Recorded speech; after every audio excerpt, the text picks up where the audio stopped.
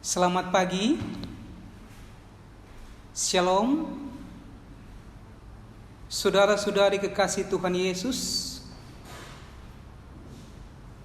Berbicara tentang Tuhan Yesus menampakkan diri dalam Injil Yohanes pasal 20 ayat 19 sampai 31.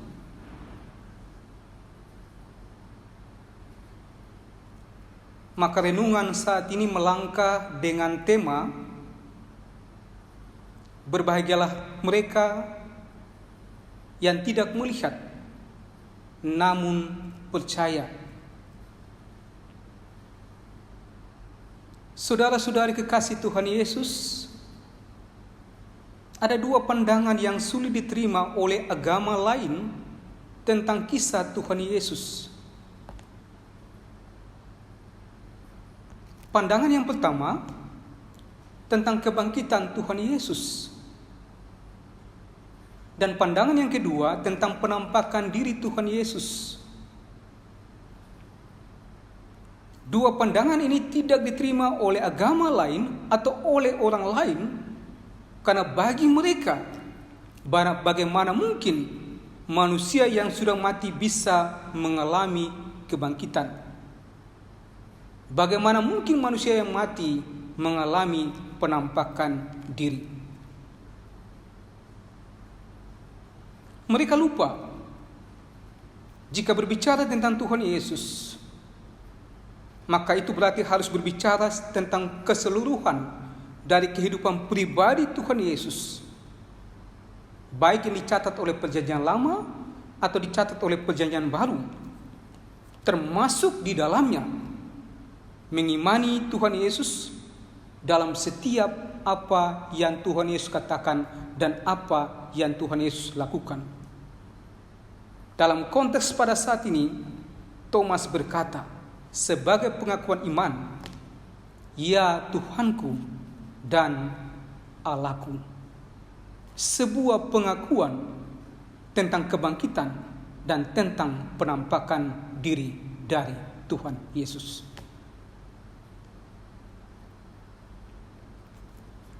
Saudara-saudari kekasih Tuhan Yesus, hubungan dengan konteks firman Tuhan pada saat ini. Pertanyaan yang hadir untuk kita adalah, apa tujuan Tuhan Yesus menampakkan diri kepada murid-muridnya pada waktu itu? Apa tujuannya? Ada dua tujuan Tuhan Yesus menampakkan diri kepada murid-murid pada saat itu. Tujuan yang pertama adalah untuk memberikan sukacita iman kepada murid-muridnya. Dalam ayat 20 berkata kepada kita semua, "Dan sesudah berkata demikian, ia menunjukkan tangannya dan lambungnya kepada mereka." Murid-murid itu bersukacita ketika mereka melihat Tuhan. Artinya, pada awalnya setelah Tuhan Yesus ditangkap, pada awalnya setelah Tuhan Yesus disalibkan, pada awalnya setelah Tuhan Yesus mengalami kematian, murid-muridnya kehilangan semangat. Murid-muridnya kehilangan semangat. Murid-muridnya menjadi murid-murid yang penakut. Murid-muridnya menjadi murid-murid yang khawatir. Bahkan murid-muridnya menjadi murid-murid yang pengecut. Hal ini mereka alami dalam kehidupan mereka pada saat itu. Dan ini merupakan hal yang manusiawi. Karena dalam konteks saat itu, apabila murid-murid menampakkan diri dan menyatakan kebenaran tentang Tuhan Yesus, maka mereka bisa ditangkap dan mereka bisa dibunuh.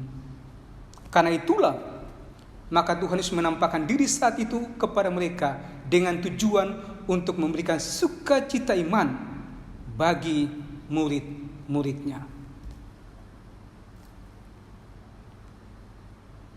Tujuan yang kedua, untuk memberikan tugas pengutusan bagi murid-murid agar mereka dapat menjadi saksi bagi nama Tuhan Yesus. dalam ayat 21 dan 22 berkata kepada kita semua.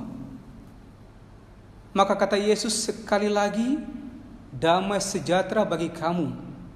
Sama seperti Bapa mengutus aku, demikian juga sekarang aku mengutus kamu. Dan sesudah berkata demikian, ia mengembusi mereka dan berkata, terimalah Roh Kudus. Artinya, Tuhan Yesus datang untuk memberikan tanggung jawab kepada murid-murid, agar murid-murid mampu menjadi saksi bagi nama Tuhan Yesus. Yang menarik adalah murid-murid tidak dibiarkan pergi melayani begitu saja.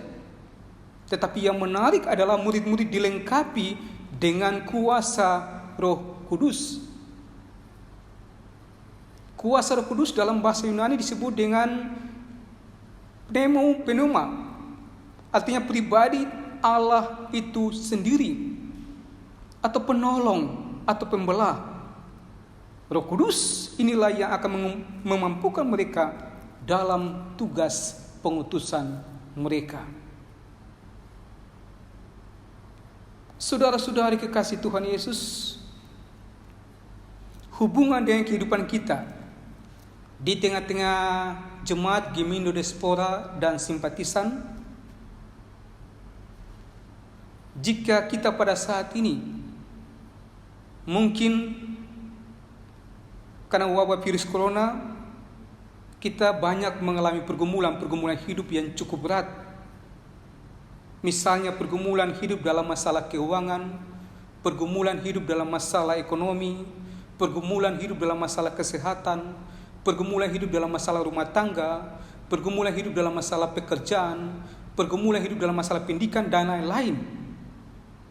Di sini sebagai orang percaya kita harus tetap mengandalkan Tuhan dalam setiap kehidupan kita dengan melakukan dua cara. Cara yang pertama untuk menguatkan iman kita adalah kita harus tetap memiliki pengharapan iman kepada Tuhan Yesus. Artinya, tetap yakin dan percaya bahwa Tuhan Yesus akan tetap menjaga dan melindungi kita dalam setiap pergumulan hidup kita.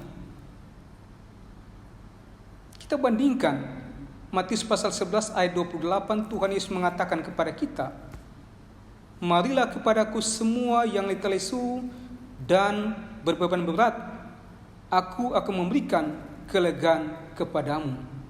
Andalkan Tuhan Yesus, percaya kepada Tuhan Yesus, maka pasti Tuhan Yesus akan memberkati kita. Cara yang kedua, jauhkan sifat kekhawatiran. Jauhkan sifat keraguan yang berlebihan dalam pikiran dan hati kita. Jangan memiliki sifat seperti Thomas. Dalam ayat 25, Thomas mengatakan, sebelum aku melihat bekas paku pada tangannya, dan sebelum aku mencucukkan jariku ke dalam bekas paku itu, dan mencucukkan tanganku ke dalam lambungnya, sekali-kali aku tidak akan percaya. Artinya sebagai orang percaya, kita harus tetap mengandalkan Tuhan. Jangan ragu berlebihan, jangan khawatir berlebihan. Tetapi kita harus tetap mengandalkan Tuhan dan juga menjaga kesehatan tubuh kita. Saudara-saudari kekasih Tuhan Yesus, hubungan dengan Minggu Paskah kedua pada saat ini yang harus kita lakukan untuk menguatkan iman percaya kita kepada Tuhan yang harus kita lakukan.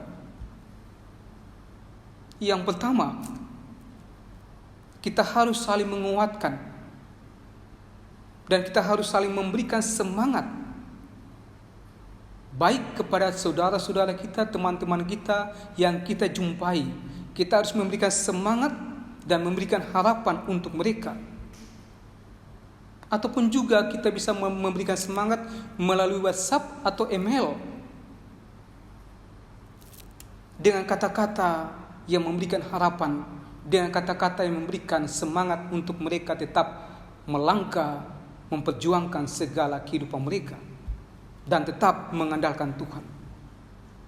Ingat ucapan Tuhan Yesus pada waktu Tuhan Yesus berjumpa dengan murid-muridnya, damai sejahtera bagi kamu.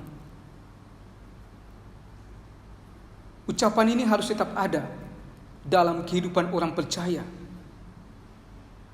dengan tujuan untuk memberikan sukacita iman untuk kita semua. Ada masalah, ada virus, tapi kita diberikan tanggung jawab untuk tetap memberikan kata-kata damai sejahtera, kata-kata sukacita bagi sesama kita untuk menguatkan iman mereka kepada Tuhan. Dan yang kedua, kita harus tetap mengimani Tuhan Yesus dengan sungguh-sungguh dan yakin. Sekalipun kita tidak melihat Tuhan Yesus dengan mata jasmani kita, tetapi kita dapat melihat Tuhan Yesus dengan mata iman kita. Ingat ucapan Tuhan Yesus, berbahagialah mereka yang tidak melihat namun percaya. Amin.